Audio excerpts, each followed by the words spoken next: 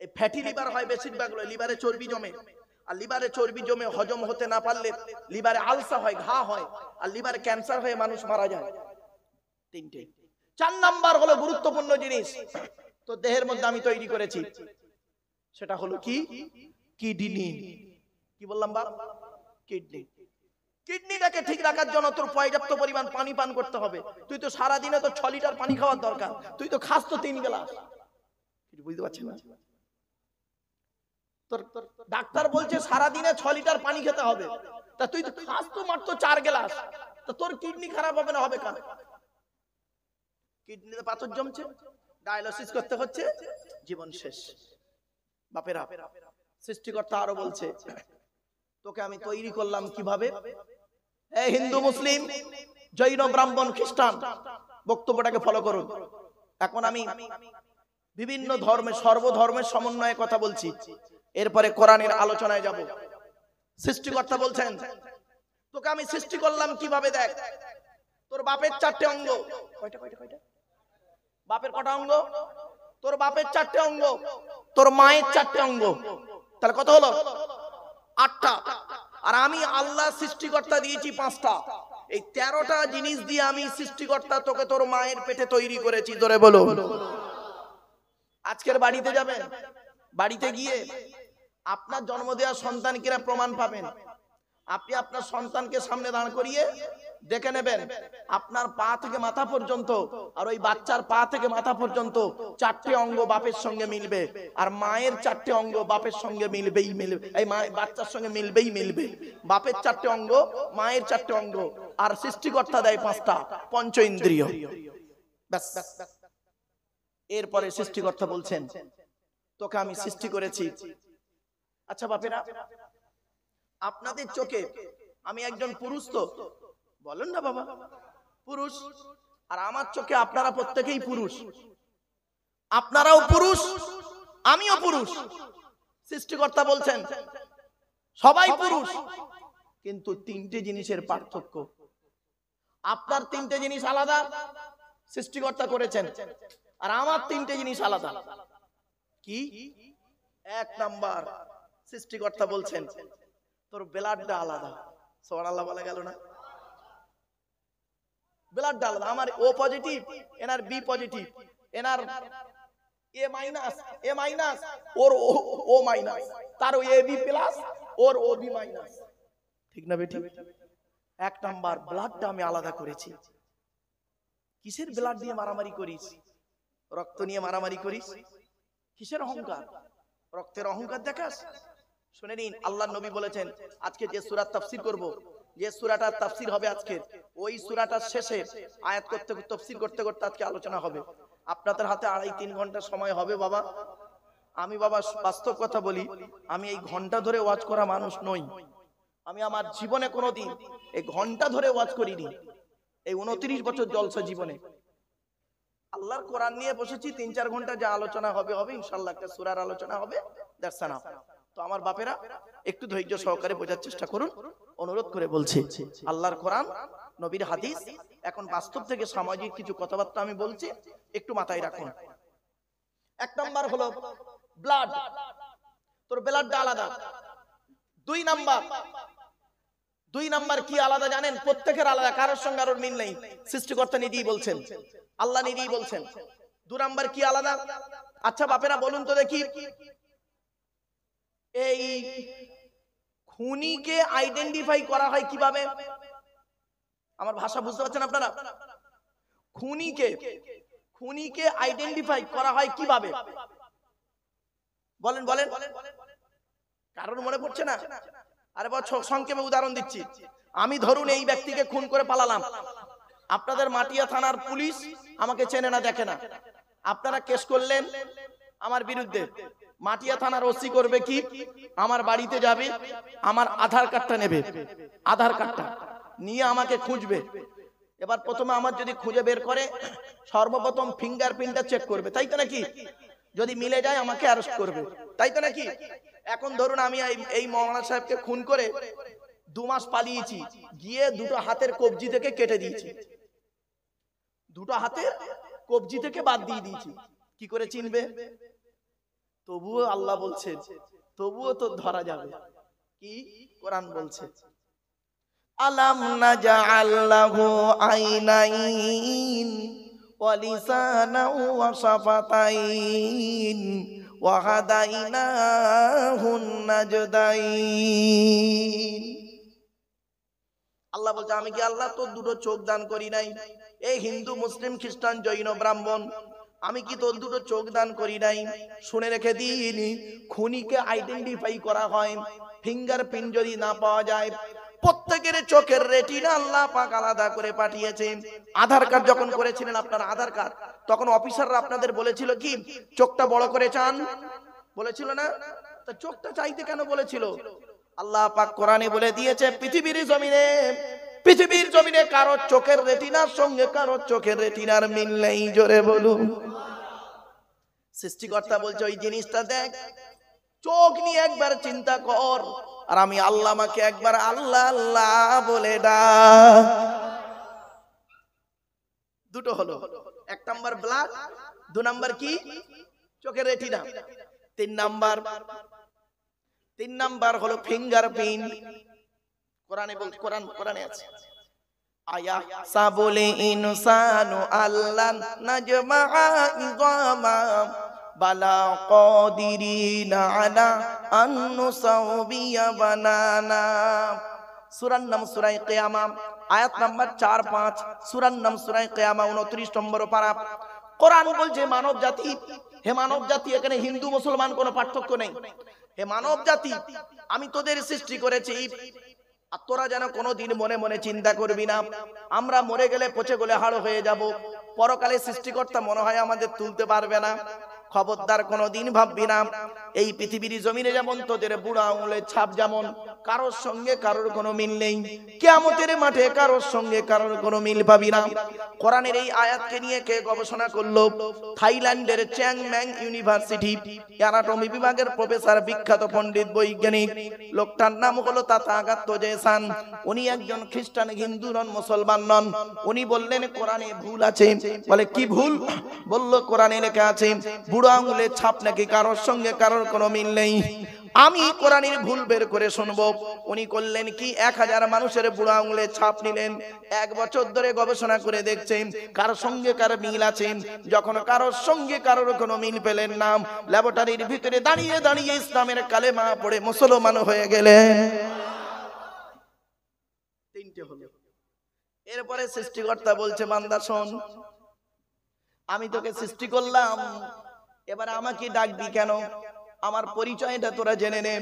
সৃষ্টিকর্তার পরিচয় হলো 4টি। কয়টি?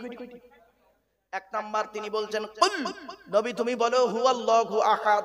সৃষ্টিকর্তা হলেন একক, আল্লাহ ওয়াহিদ নন, আল্লাহ আহাদ। ওয়াহিদ আর আহাদের পার্থক্যটা কি?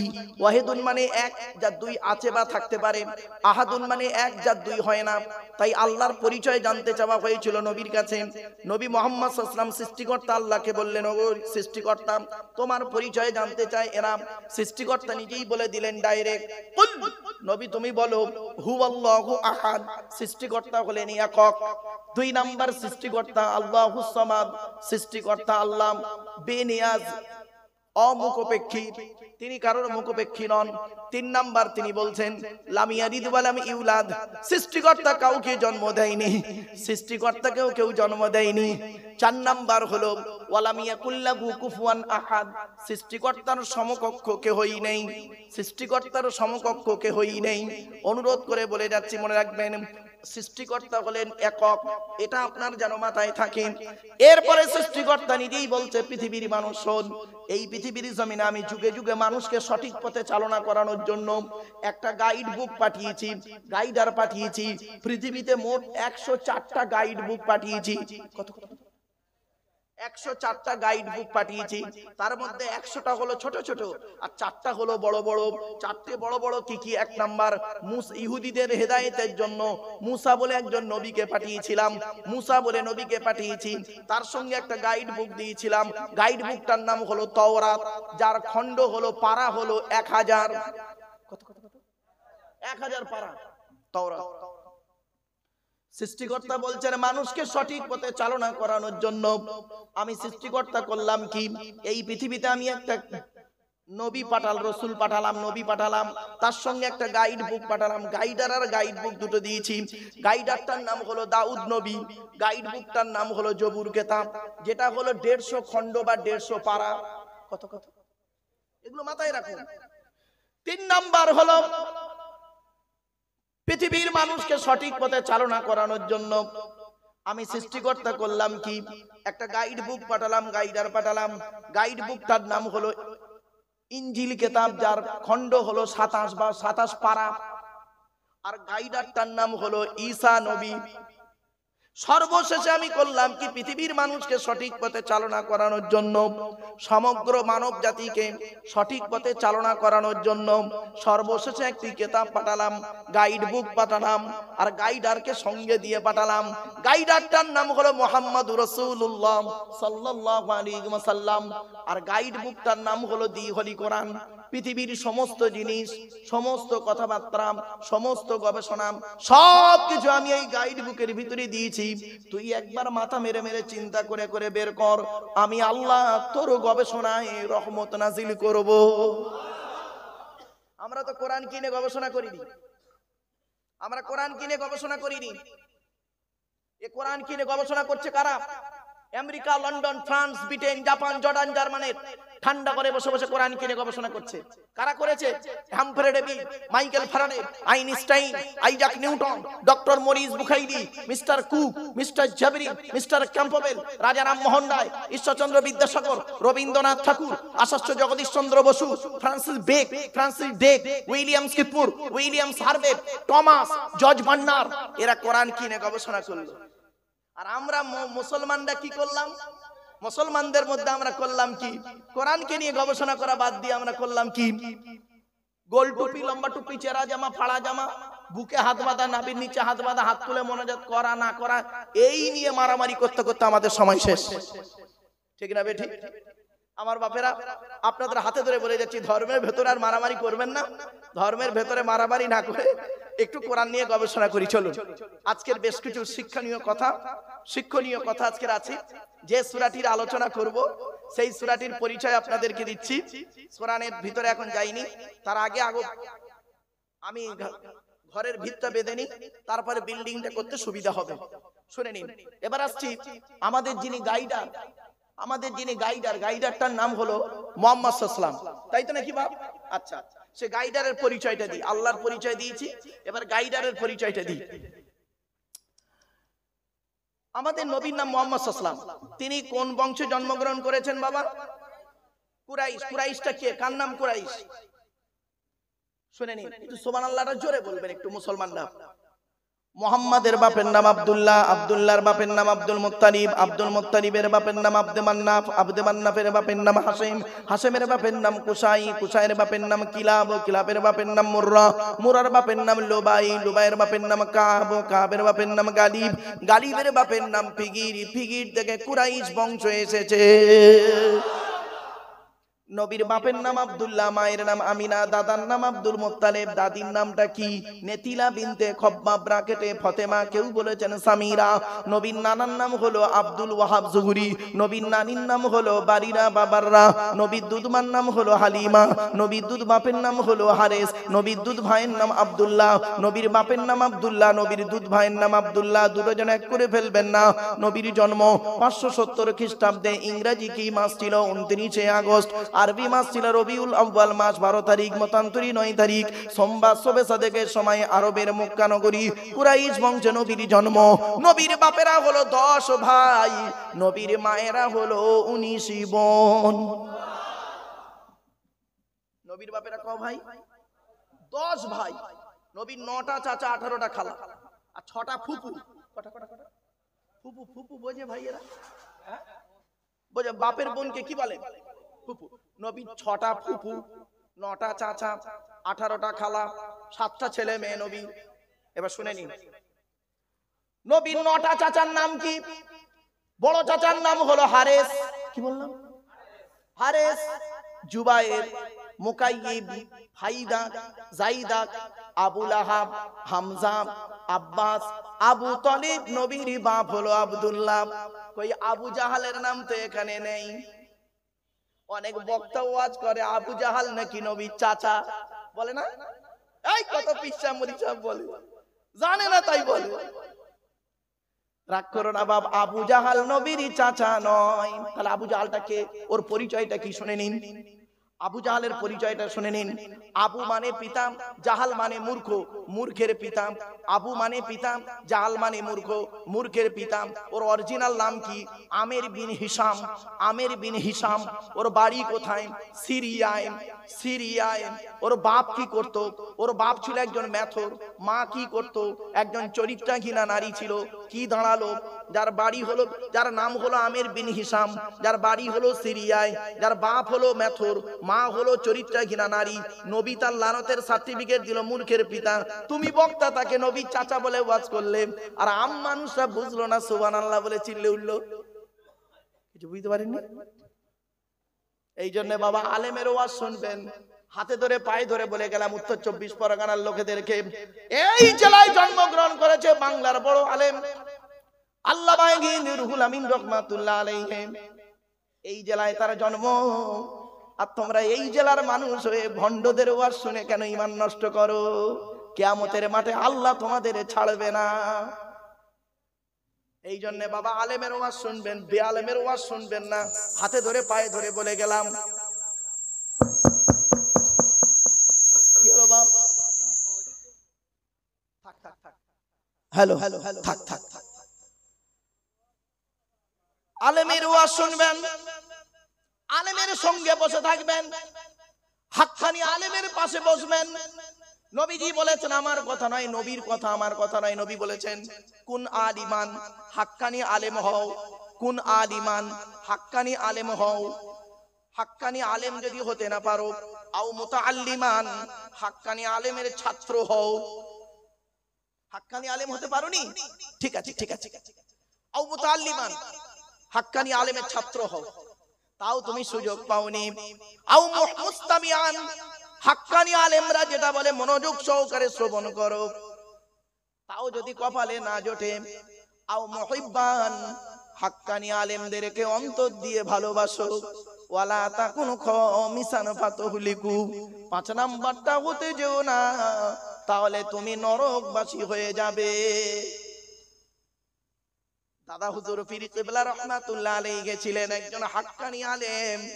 আল্লামা রুহুল আমিন রাহমাতুল্লাহ আলাইহি ছিলেন একজন হাক্কানি আলেম। তা আপনি দাদা হুজুর হতে পারবেন না, আমি আপনি দাদা হুজুর হতে পারবো না, আমি আপনি আল্লামা রুহুল আমিন হতে পারবো না। ঠিক আছে, নবী বলেছেন হাক্কানি আলেম হও। হাক্কানি আলেম হতে না পারো যদি, হাক্কানি আলেমের ছাত্র হও। দাদা হুজুরকে চোখে দেখিনি, তার ছাত্র হতে পারিনি।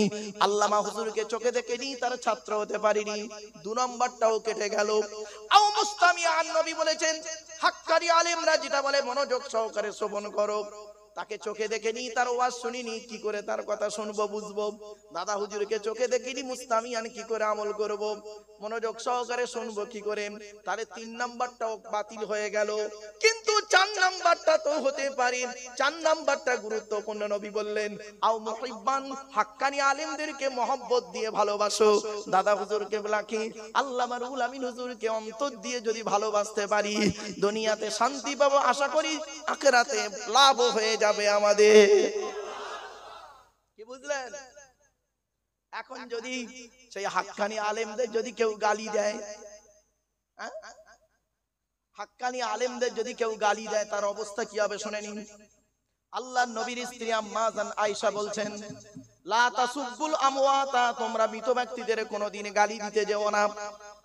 মৃত ব্যক্তিদের খবরদার জীবনে কোনোদিন গালি দিতে যেও না। তারা যা করেছে তার জবাব আল্লাহর কাছে তারা দেবে। তুমি তাদের গালি দিয়ে ঈমানটাকে নষ্ট করে তোমার লাভ হবে না। বাবাজি খালি বসে বসে ফতোয়া দিলে হবে না মূর্খের মতো, যাকে তাকে কাফের বলে দেবেন। এই তুমি যাকে কাফের বলছো, সত্যিকারের যদি সে কাফের না হয়, বললেওয়ালা নিজে কাফের। বললেওয়ালা নিজে কাফের। তুমি যাকে কাফের বলছো সে সত্যিকারের যদি কাফের না হয়, তুমি যাকে বেঈমান বলছো সে যদি সত্যিকারের বেঈমান না হয়, তুমি বললেওয়ালা নিজে বেঈমান। এত সহজ বাবা? স্টেজে উঠে কিছু বলে দেওয়ার নাম বক্তা? এত সহজ জিনিস নয়। এত সহজ জিনিস নয়। আল্লামা শব্দটা কোথায় ব্যবহার করতে হয় জানেন? শুনে নিন। যাকে তাকে আল্লামা বলবেন না। আপনারা তো মূর্খের মতো বলে ফেলেন, নামের আগে আল্লামা লিখে দেন ফাটাক করে। যারা কোনো আলেম যদি এখানে থাকে, হাক্কানি আলেম, যোগ্য আলেম, বুঝতে পারছে আমার কথা। ইলিম, ইলিম, আলাম, আলাম, আলিম, আলিম, আল্লামা, আলাম। কটা শব্দ হলো? কটা? 7টা শব্দ বললাম। আবার বলছি, শুনে নিন। ইলিম, আলাম, আলাম, আলিম, আলিম, আল্লামা, আলাম। 7 রকম শব্দ বললাম। ইলিম মানে জ্ঞান, আলাম মানে পতাকা, পতাকা, পতাকা, চিহ্ন, আলাম মানে পৃথিবী, জগৎ। আলহামদুলিল্লাহ রাব্বিল আলামিন নয়, আলামিন।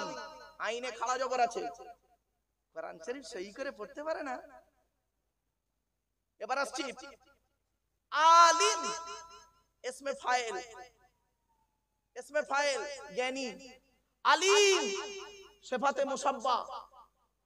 এরপরে হলো আল্লামা, অধিক জ্ঞানী। অধিক জ্ঞানীকে বলা হয় আল্লামা। নিজের আরবিতে নাম লিখতে পারে না, আরবিতে নাম লিখতে বললেও নিজের ঠিকানা লিখতে পারবে না আরবিতে, ওর নামের আগে আল্লামা দিয়ে দিলে বাড়িতে ওই মাঠে দেখা হবে আপনাদের সঙ্গে আমার। এই উত্তর 24 পরগনার লোক, ওই মাঠে দেখা হবে যে মাঠে কোরআন বলছে ইয়াউমা ইয়াজমাউকুম লিয়াউমিল জামঈ যালিকা ইয়াউমুত তাগাবুন। ওই হারজিতের মাঠে দেখা হবে, যে মাঠে বাপ তার ছেলের কোনো উপকার করতে পারবে না, বেটা তার বাপের উপকার করতে পারবে না, স্বামী তার স্ত্রীর উপকার করতে পারবে না। ওই মাঠে দেখা হবে। বাবা যাকে তাকে আল্লামা শব্দটা লাগাইও না। আল্লামা লাগাতে গেলে তার কিছু নিয়ম পদ্ধতি আছে, মূর্খ মানুষগুলো বোঝে না, তাই আল্লামা লাগিয়ে দেয় যার তার নামের আগে। সর্বশেষ শব্দ হলো আলাম, আলাম ইসমে তাফজিল, ইসমে তাফজিল সর্বাধিক জ্ঞানী। একমাত্র আল্লাহই হলো সর্বাধিক জ্ঞানী। ঠিক না বেঠিক বাবা? এগুলো মাথায় রাখুন বাপেরা। এবারে আসছি বিশ্বনবী মুহাম্মদ সাল্লাল্লাহু আলাইহি ওয়াসাল্লামের চা বাপেরা ক ভাই বললাম বাবা? বাপেরা 10 ভাই। কটা চাচা? 9টা চাচা। এটা মাথায় রাখবেন। নবীর 9টা চাচা, 6টা ফুফু, 18টা খালা। আর নবী ছেলে মেয়ে হলো 7টা। কটা বাপ? 7টা। 3টে পুত্র সন্তান, 4টে কন্যা সন্তান। 3টে পুত্র সন্তান কে কে? নবীর বড় ছেলের নাম হলো কাসেম। কি বললাম বাপেরা? কাসেম। এই জন্য নবীর একটা নাম হলো আবুল কাসেম। আবু মানে পিতা, আর কাসেম হচ্ছে বড় ছেলের নাম। আমরা বাপের নাম ধরে ডাকি তার বড় ছেলের নাম ধরে, ঠিক না বেটি? ধরুন বা আমরা ছেলের নাম হলো খয়রুল, খয়রুলের বাপ বলে ডাকি, তাই না? লোকটার নাম না বলে খয়রুলের বাপ বলি। তো নবীজিকে বলা হতো আবুল কাসেম, মানে কাসেমের বাপ। নবীর বড় ছেলের নাম ছিল কাসেম। এবার একটা প্রশ্ন করছি, বাপের যদি 4টে ছেলে হয়, বাপের পরেই কোন ছেলের স্থান? জোরে বলুন। কোথায় পেলেন? এই করে বলে দিচ্ছি, শুনে নিন, এসব শিখে যান। ইব্রাহিম বলে একজন নবী ছিল, নাম শুনেছেন বাবা? আচ্ছা, ইব্রাহিম নবীর 2টো স্ত্রী। বড় স্ত্রীর নাম ছিল সারা, ছোট স্ত্রীর নাম ছিল হাজেরা।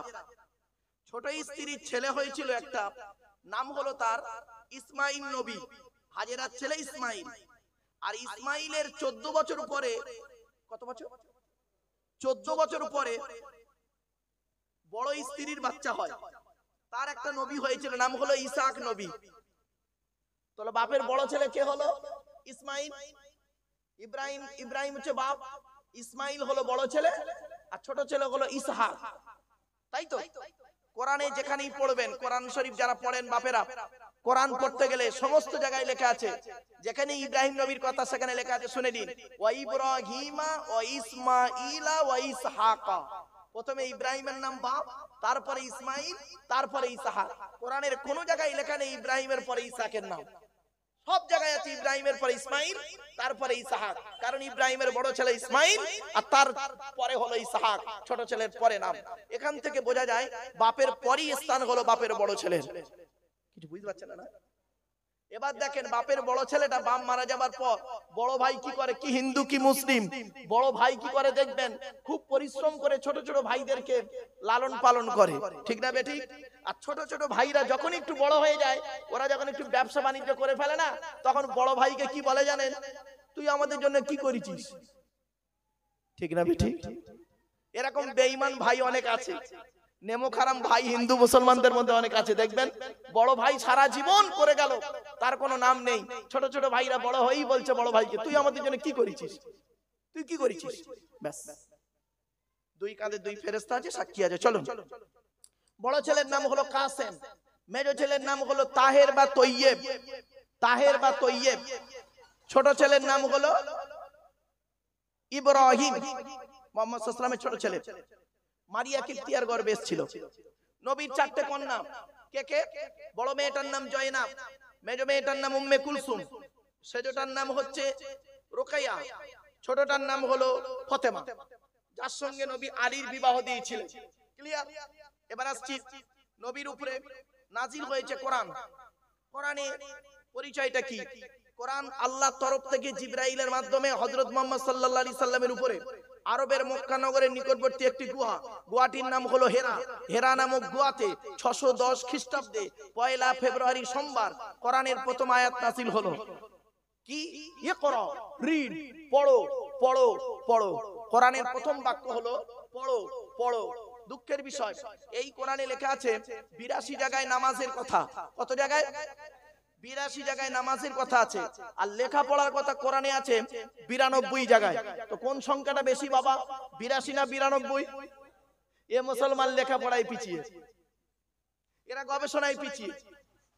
কি নেবেন কোরআন থেকে? সবই রয়েছে কোরআনের ভিতরে। ভৌত বিজ্ঞান নেবেন, কোরআনে আছে। জীবন বিজ্ঞান নেবেন, কোরআনে আছে। জিওগ্রাফি ভূগোল নেবেন, কোরআনে আছে। পরমাণু বোমা নেবেন, কোরআনে আছে। মিসাইল নেবেন, কোরআনে আছে। সবই রয়েছে কোরআনের ভিতরে। কিন্তু আমরা কোরআনটাকে নিয়ে গবেষণা করি না। আমরা কোরআনটাকে ব্যবহার করি মুসলিমরা বেশিরভাগ তেল পোড়া, পানি পোড়া, ওয়াজ করা, খতম পড়া, তাবিজ মোড়া, এই কাজেই আমরা কোরআন ব্যবহার করি, আর অন্য কোনো কাজে ব্যবহার করি না। আমরা গবেষণা করতে পারি নাকি? আমরা গবেষণা করার চিন্তা ভাবনা আমাদের মধ্যে নেই। আর কোরআন কি নিয়ে গবেষণা করছে কারা? ওই ঠান্ডা করে বসে বসে কোরআন কি নিয়ে গবেষণা করছে। চলো, আজ আমরা বেশ কিছু কথা কোরআন থেকে নেব। আজকে আমরা যে আলোচনাগুলি করব শিক্ষণীয় আলোচনা। এবার আসছি কোরআনের যে সূরাটির আলোচনা করব তার পরিচয়টা দেওয়ার আগে কোরআনের ভিতরে কি আছে একটু শুনে নিন। কোরআনের ভিতরে আছে 30টা পারা। কটা কটা কটা? 30টা পারা, 540টা রুকু, 114টা সূরা, 14 থেকে 15 খানা সাজদা, 7টা মানজিল, 8 থেকে 12 খানা সাক্তা, 6666টা আয়াত। কেউ বলেছে 6236টা, 6666টা আয়াত, 3,23,215টা অক্ষর। এ কোরআন 22 বছর 9 মাস কয়েকদিন, কম বেশি 23 বছর ধরে কোন ঘটনাকে কেন্দ্র করে, কোন ব্যক্তিকে কেন্দ্র করে, কোন বস্তুকে কেন্দ্র করে কোরআনের আয়াতগুলো নাযিল হয়েছে। এই কোরআনের ভিতরে 6666টা আয়াত 12,000 জায়গায় নাযিল হয়েছে। জোরে বলুন। আমরা কটা জায়গার নাম জানি?